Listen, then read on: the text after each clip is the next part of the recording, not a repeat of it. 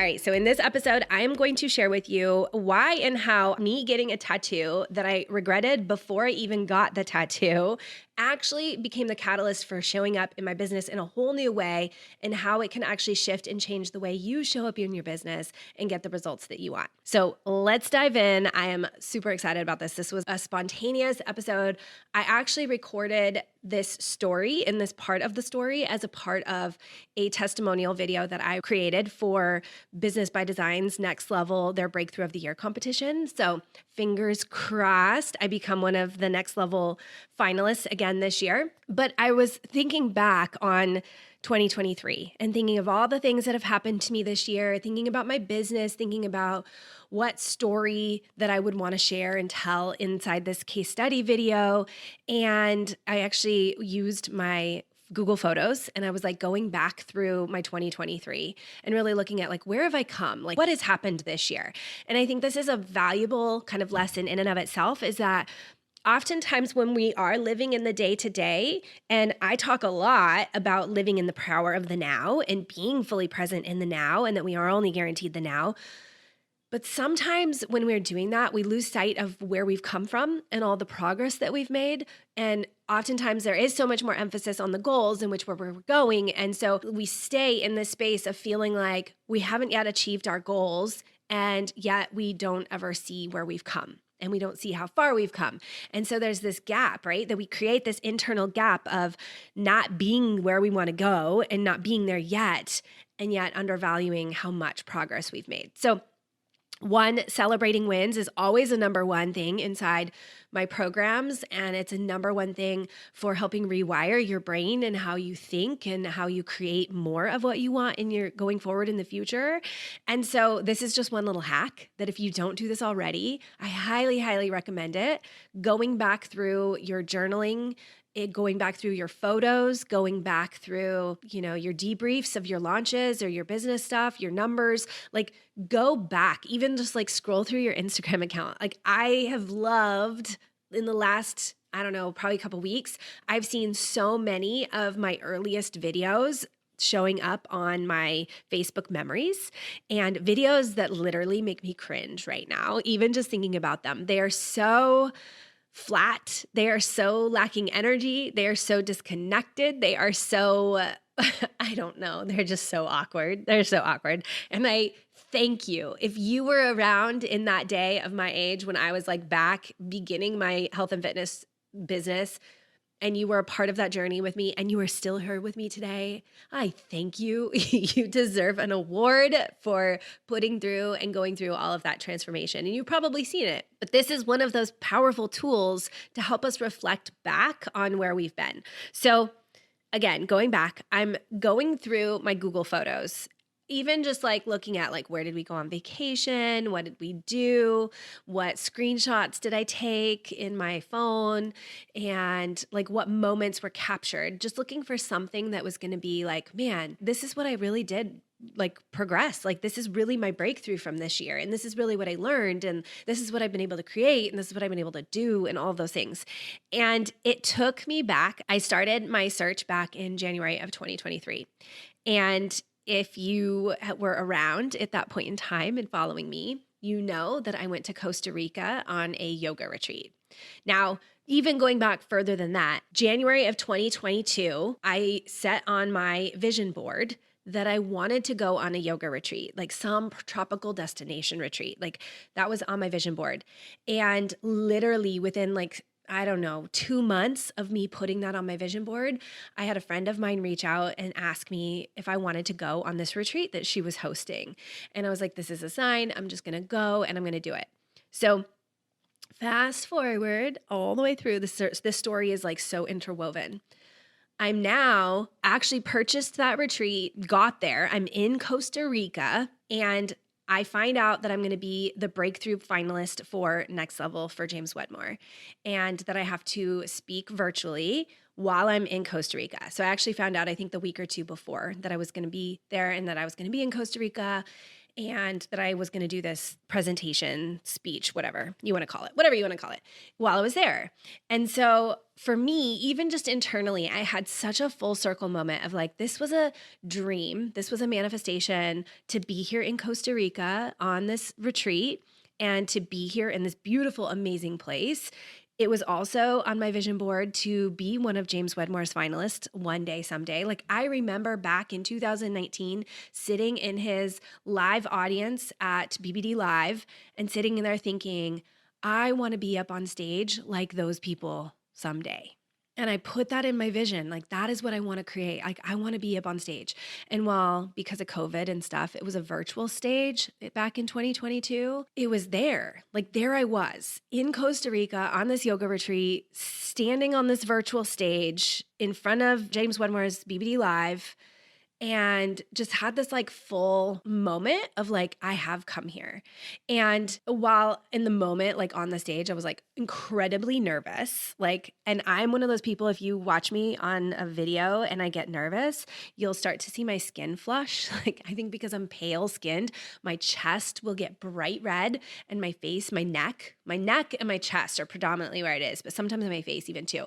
But it's like the blood circulation, like I get super pink, like super red. And so even now looking back in the pictures, I'm like, it wasn't a sunburn. I wasn't sunburned in those videos and photos. I was actually like really incredibly nervous. And off air, was talking to his event producer and stuff like that. And she sent me a message a couple days later. And I can't remember the gist of the whole conversation that she and I had been having, but she said something along the lines of that you being up on stage, like in speaking and being in Costa Rica, because I was feeling like, oh my gosh, I like literally did the whole thing in my swimsuit. Side note, I was in my swimsuit for this whole presentation on stage because of a whole backstory. But I literally threw a sweater over my swimsuit and pretended like it was a shirt and then had no bottoms on the bottom, just like my swimsuit. And that was it. But she said something that made such a huge difference for me. And essentially that other people, while sometimes I downplay my success and I don't see the progress as much as I probably should and all these things, that other people would look at me being in Costa Rica on this yoga retreat in my swimsuit, all the things as being their versions of where they want to go. And like, it's a dream come true for them.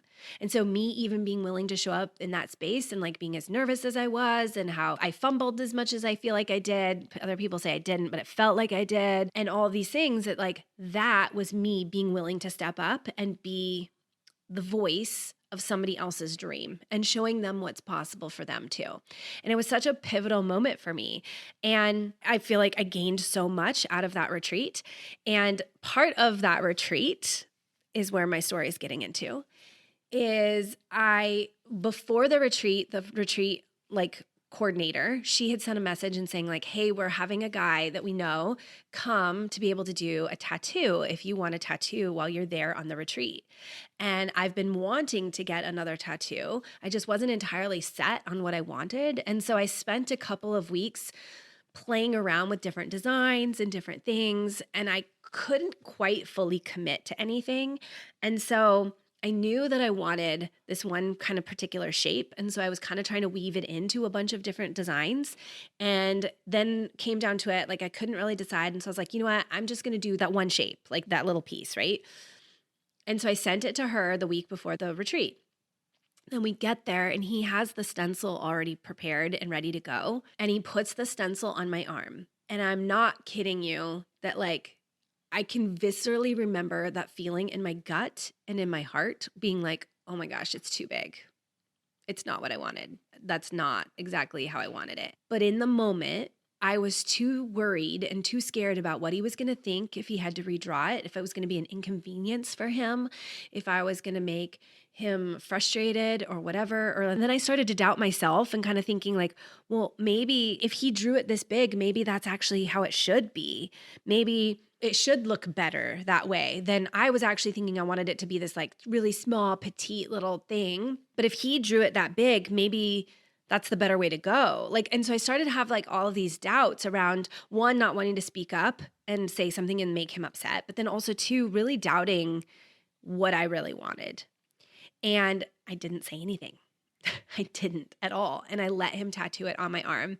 And I instantly regretted it, like instantly regretted it, to the point where I remember texting my sister and being like, oh my gosh, because she knew I was getting it and she was all excited for me. And she's like, let me see it. And I was like, I hate it. I hate it. I regret that I did it in the first place. Like, how do I get this off? To the point where when I got back to my hotel, like a night or two, the next couple nights, I was using like a hot washcloth, trying to rub it off. And like, as I was rubbing, I was getting a ton of ink off. And I was like, oh my gosh, this is working. Like, maybe I can get rid of this tattoo. And I like got home and I'm searching on TikTok, like all these home remedies for like, how do you remove a tattoo and all these things, thinking like it's a fresh tattoo. Maybe it'll be easier to get rid of it. Like right now, that's how badly I wanted this thing off my arm. And what I realized is that I was showing up that same way inside my business in a couple different ways. One, being afraid to really speak up for what I thought, and really being afraid to speak up in a world of people that are so cancel culture, and a world of people that are doing it certain ways. And this assumption that there's a right way and there's a wrong way. And that, especially even right now, my area of expertise is in the cycle and the periods and all of that. And there's such a taboo around that conversation and that topic, and so much shame and all of these things, that I realized as much as I didn't think it at the time, I look back and I think I was playing small. And I was limiting being able to speak up. And probably, if I were being truly honest, even to this day, I probably am still playing a little bit small and being afraid to speak up. And I think that that is the lesson in this episode, is that the value and the power in us being willing to speak up for our truth, and being willing to speak up for our vision, and being willing to speak up for our mission, and not worrying about what everybody else is saying, and not worrying about what everybody else is doing, and not worrying about what other systems or tools like they have that's working, that doesn't work. Like, even for me, like I love helping women use their menstrual cycle to be able to increase their productivity and create these systems and create these rhythms in their business that allows them to take more time off, to not work so hard, to feel like it flows much easier, all of those types of things.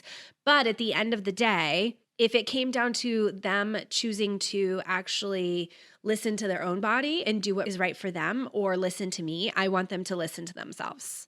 Like, at the end of the day, that is what I want people to walk away with and what I want them to learn. And it's so hard in an industry, in a space, when everybody is preaching that they have the one right way, and they have the best way, and they have the tools that are going to get you to $1 million. And you just have to follow my exact system and my exact processes. And it's so convoluted, and it's so, I don't know, this could go on a whole nother conversation, but it's like, in that space, sometimes when people are putting out there and they're putting out their best stuff, it's sometimes really easy to doubt what we are saying and what we're doing. And so that was really my biggest breakthrough this year that I shared inside of this case study video, was this essence of learning to really lean into my own voice, and how you can use your voice to make an impact for people, to speak up for a vision, to speak up for a mission, to create ripples, that it's not just about you creating a business and wanting to just post and share these like tips online, but about how can you like speak up from a powerful place, and know that it may ruffle feathers, and know that it may bother people, and know that it's going to be uncomfortable sometimes, and that that's the bravest part of it. And so when I looked back over that story, when I was like sitting there and feeling into that story and feeling into this tattoo, and, you know, every day I now look down and I still have this tattoo on it, because none of my home remedies actually worked to get this tattoo off my arm. But I look down and I remember the lesson that I learned in that tattoo.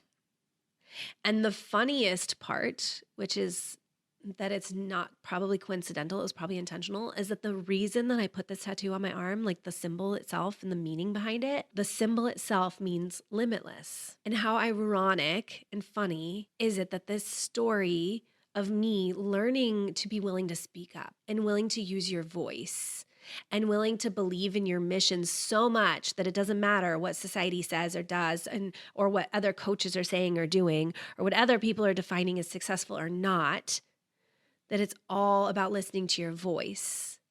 And that in that, learning to listen to my voice, The tattoo's meaning actually means limitless. So my question for you today is, where in your life do you need to be willing to speak up? Where in your business do you need to lean into your voice? Do you need to lean into your power? Do you need to lean into your vision and your mission, and learning to listen to yourself and learning to trust yourself and trust that voice, trusting that body, trusting that intuition? Like, where do you need to do that so that you truly do become limitless? That's it. Like, I don't want to go any further because I want you to pause this podcast. I want you to go and journal on this. I want you to meditate on this. I want you to think on this, do a breathwork session, whatever it is that you want to do to help you process this and help you lean into this area so that you too can get your next breakthrough. Because honestly, whatever your breakthrough is, I 100% believe that that breakthrough starts with coming back to learning to trust yourself and learning to trust your own voice. So, how can you do that? How can you learn to trust your voice? Like, where do you need to learn to trust your voice? In what areas have you been stifling that voice so that you can let it speak up and let it be there so that you truly can become limitless? All right, I will see you in the next episode. Alrighty, friend. It was such a pleasure to hang out with you today on today's episode. I cannot wait to do it again with you next week, so save the date. We'll meet here again. Until then, if you haven't already, be sure to leave a review on the podcast, letting us know what you love about this podcast. After you do that, submit a screenshot of that to support@renaefieck.com, and you will be entered in to be able to have one of our free spots inside of Your Cycle 101, our foundational program, letting you know the ins and the outs of how your cycle impacts you every single day. Alrighty, friend, I will see you next week.